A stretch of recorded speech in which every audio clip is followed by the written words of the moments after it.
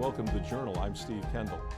The Museum of Fulton County opened its new facility in 2018. It features space for 3 exhibits, a permanent one that traces Fulton County's history from its prehistory all through the 1950s, and then also space for 2 special exhibits, which we'll be talking about during the show. Joining us to talk about the museum and the Fulton County Historical Society is John Swearingen, the director of the Fulton County Historical Society. John, welcome to the Journal, and thanks for taking the time today to talk with us. And thank you for allowing us to see you in person. Now, let's talk a little bit about the Fulton County Historical Society, because that's sort of the base organization that the museum is part of. Is that correct? Yes, we started in 1883. It was called the Pioneer Association of Fulton County, and you had to be living in the county in 1850 when we officially became a county in order to be in this group. So, of course, as everyone died out, it turned into a county historical society. So we're proud that we've stuck it out for this many years and in preserving local history. Yeah, well, that has to make you, we would think, at least if not the longest, one of the longest ongoing historical societies in the state of Ohio, for sure. Our founder, Dresden Howard, also helped found the Monument Society in the Maumee Valley and what is now the Wolcott House and the Maumee Valley Heritage or Historical Society. Okay. Now, I mentioned in the introduction that you have opened a new facility, but talk about the Historical Society and how it's evolved in terms of preserving the history of Fulton County and how that sort of evolved to the point where now you're in this new facility. Yes, we started in 1886 in a log cabin that the children of the original pioneers built at our fairgrounds, which is now here across the road from where we are. And that fell apart, I think, or in the 1900s. Wasn't constructed the best. And in 1950 or 62, we moved our collection from the courthouse, which had been stored in the attic and anywhere they could find places to put things, over to our last museum, which is still in our name. It's now called the History Manor of Fulton County, and it has quite a long history as being the first Wauseon High School, the first county hospital, and then an apartment building for people during the Depression that didn't have money. So that was a place for them to live. Yeah. So and that was quite a long history. Yeah, that was the Detweiler Hospital, if I recall. Is that correct? Is that what it was? It was the predecessor of the Detweiler. Yes. Okay, all right. Yep. Yeah. Now, let's talk a little bit about how the new facility came about and what the impetus was for that. So what was the idea to move to this new facility? How did that sort of take place? Well, when I started in 2009, that was one of my first jobs, is to help the society find a new home. They wanted to get into a larger facility and, if possible, out of the city of Wauseon proper, because people were thinking it was a Wauseon Historical Society, and it's actually the whole county's history is covered in our collection. So we met with different people, and we at one time looked at an old schoolhouse that was being torn down, and then we got involved with the county commissioners and ended up in a spot where they were needing to build an emergency operations center. The state highway had contacted them about building a new garage, and we wanted to start a new visitors bureau and our new facility. So all these things just came together. We had a grant from the State House in Columbus, capital improvement grant, and then we raised $750,000 for what you're seeing behind me here. Yeah. Now, how many people, and I know that the number probably varies from time to time, but you obviously have membership in the Historical Society. What is that number roughly to support something as long-term as you've had there? Well, that's a question for Scott. He's our okay. All right. So I'm not exactly sure, but membership has gone up since we've moved to this building, because now you're not just a traditional Historical Society member, you're now a museum member, and so you get more perks with the gift shop discounts and event discounts, and you can come 3 times a year and see different exhibits every time, where I couldn't do that in my old location. Ah. Now, we talked about the fact too, you have the ongoing part of the museum, which really details the history from before we even talk about history, because it talks about prehistory all the way up through the 50s. That's the permanent part of the exhibition. What are a few of the things that people will see as part of that sort of permanent display that you have for that? But we have the story of our mastodon that was found in Fulton County, and you can see part of his skull over here, a reproduction of it. And the mound builders, I didn't realize when I was a child that we had mound builders here in Northwest Ohio. We have a display of their artifacts. Native American, it's amazing. We have a beautiful knife sheath made out of porcupine quills that's original to Fulton County. Just goes on the War of 1812, a rifle that was actually down in Louisiana during the battle, and just keeps going through time. Our members, original members, were in the Civil War, so when they died, we got all their Civil War artifacts. So it just goes all the way to the 1960s in our collection, and I'm very specific on local only. This isn't the Smithsonian Institute. Yeah. Well, and I guess the nice thing about your new facility is you do have the space and the proper way to be able to display all of that in its best possible use, and so that people can enjoy and learn from all of that. So that's a great advantage in the new facility, I'm sure. And I love having 2 huge spaces to do temporary shows. So we changed it 3 times a year. We had a quilt show last year, and now we have the women's change exhibit. Talks about the 100 years before suffrage that were going on here. And our exhibit on Winnipeg, which before that was Marjorie Whiteman's story when she was very influential in the United Nations. So it's great that we can constantly have new things for people to see. Yeah. Well, when we come back, let's talk a little bit more in detail about the 2 current exhibits you have that are the ones that will change out over time, especially the Winnipeg, which I thought was an interesting way to set that up, the who, what, why of Winnipeg, Ohio, kind of, which is a name that some people might be familiar with, but probably not as many as the folks in Fulton County are. So back in just a moment with John Swearingen from the Fulton County Historical Society and the Museum of Fulton County here on The Journal. Thank you for staying with us here on The Journal. We're talking about the Fulton County Historical Society and also the Museum of Fulton County in their new location. Our guest is John Swearingen, the director of the Fulton County Historical Society. John, we want to talk about the 2 current exhibits you have that are the ones that change out over time, but talk a little about what's in the background, because it's kind of a unique display that's behind you in there. So what is that we're looking at behind you there at the museum? Well, the biggest attraction in Winnipeg is the Howard home, which they called Maple Row. And we recreated it here behind me, the big pillars on the front of the house. So if you ever drive through Winnipeg, you'll see the house.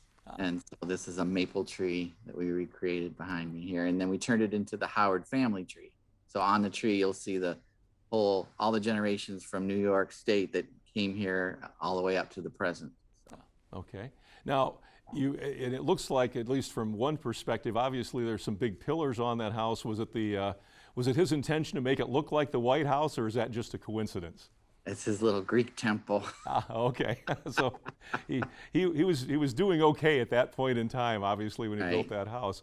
Talk a little bit about the Winnipeg exhibition, because that display, because as I say, it's obviously an Indian name, but it's not a name that a lot of people are familiar with. And if I went to find Winnipeg in Fulton County, what would be the general location for it if I wanted to drive by the Howard Mansion and just see what it looks like? How would I find it in Fulton County?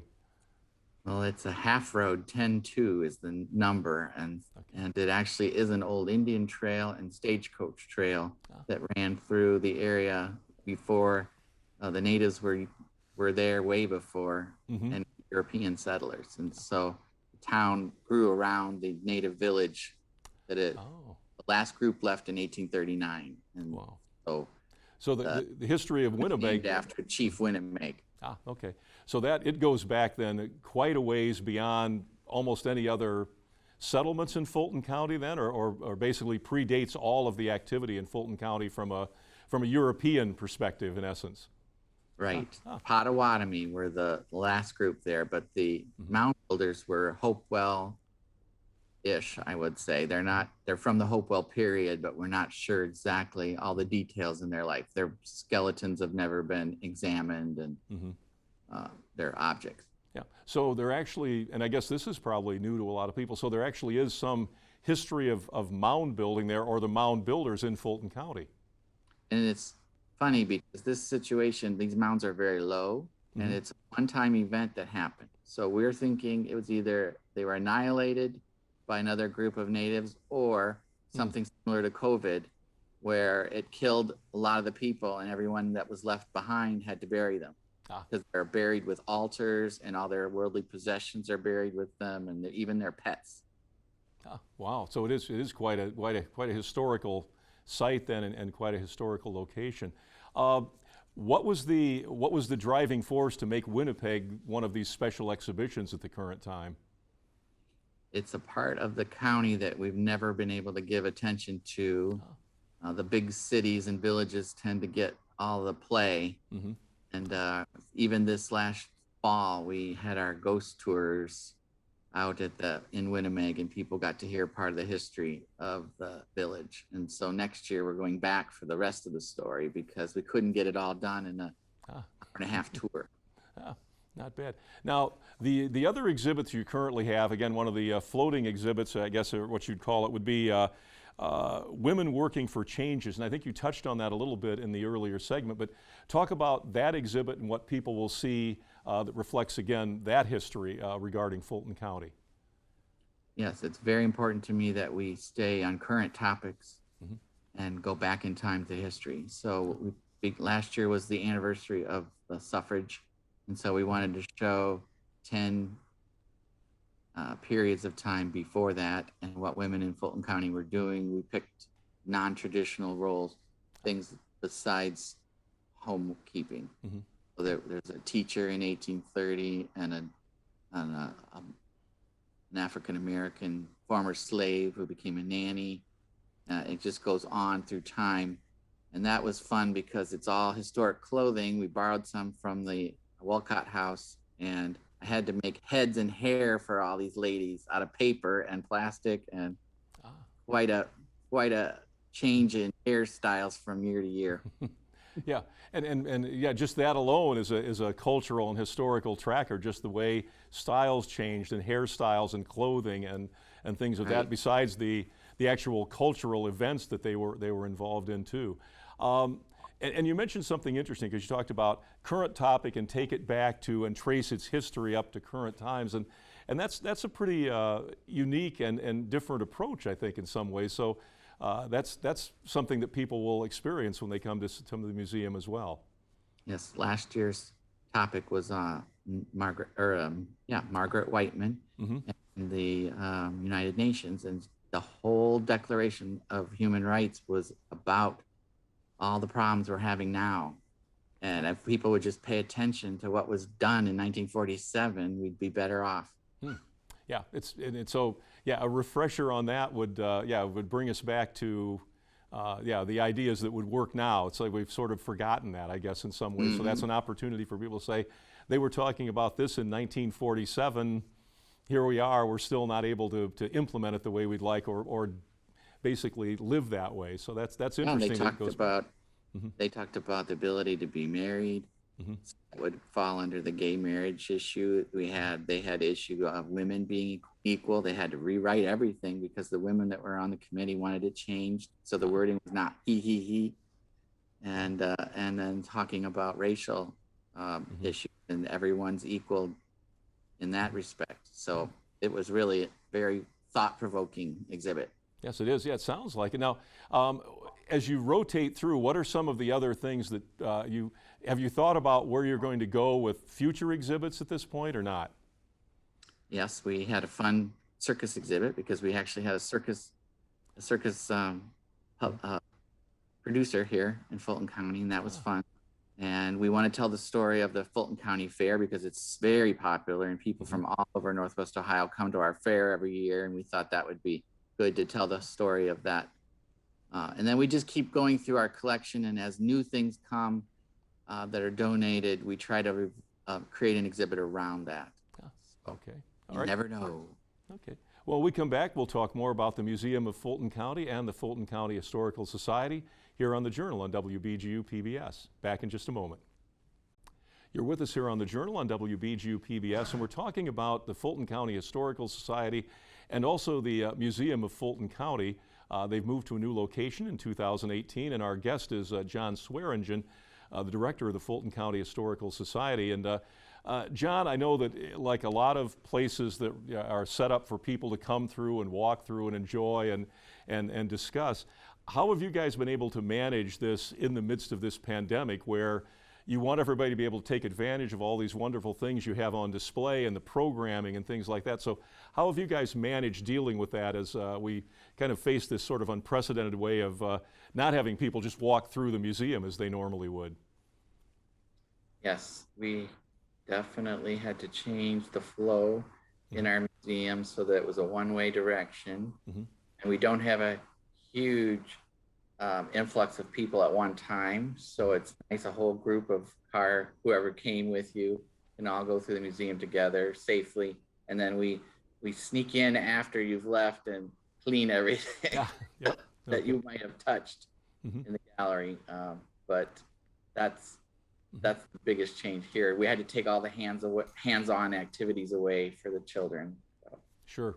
Yeah, and that's unfortunate, but it is necessary in the circumstances that we have right now. And I'm sure that it's a little frustrating for the folks at the museum because you've got all these wonderful things. You want people to take full advantage of them, and you just have to manage it a little differently because of that so that everybody stays safe. And then for the time when things get back to normal, they can see everything you have there.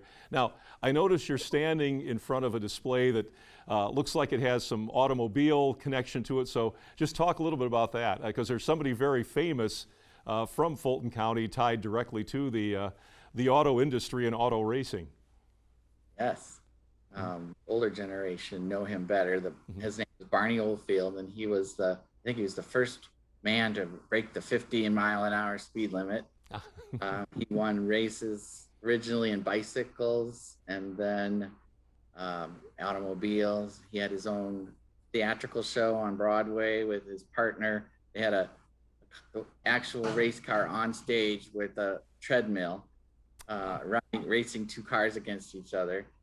And then he moved to California and took his parents with him. So I created a video where we have mom and dad talking about his life and how they experienced being with him all the way along and at the end of his life in California. So it's kind of a neat. We own some objects of his also, and the baby cradle that he was born in. Yeah, and that's quite a story, because you mentioned the fact he was the first man to break the 50-mile-an-hour barrier, which to us now is just normal driving, but back then that was an extremely high rate of speed, especially given the quality of the equipment and the road surface he was probably trying to drive on too. So yeah, quite a story there. Are there other people from Fulton County that you have thought about highlighting, or you have in the past, that people would be maybe somewhat familiar with the names of? Are there other celebrities like that? Rick Volk was a famous football player, and Marjorie Whiteman, you don't know about her that much, but she was very influential. And our Greatest Showman exhibit was on a local man that was, he was involved in every circus from the early days when Barnum and Bailey were still separated, and all the way up to the end of the era. So some are more known than others.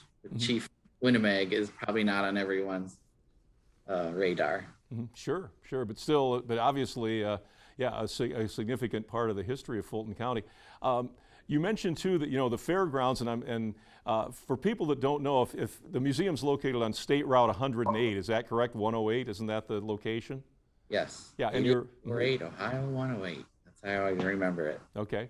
And you're generally in the general vicinity of the fairgrounds in Fulton County, correct? Like across the road or across the Yes, the right street? across from the horse show arena. Ah, okay. Yeah, so easy to get to, easy to find, good location. Yeah, easy place to get to. When you talk about you know, the history of Fulton County, obviously an agricultural county, rural for the most part. Is that a significant part too, or has been at times part of the exhibits there, the agricultural part of the development of the county? Yes, especially our Swanton story of Abner Baker and the piston he designed, or a valve gear he designed for locomotives, which gave him the money to start a threshing machine business. Ah, A lot of what you see in Fulton County is an offshoot from agriculture in one way or another, an invention made for farmers or related to that. It's an amazing story of how we've gone from just being pioneers to being manufacturers and on into the 21st century. right.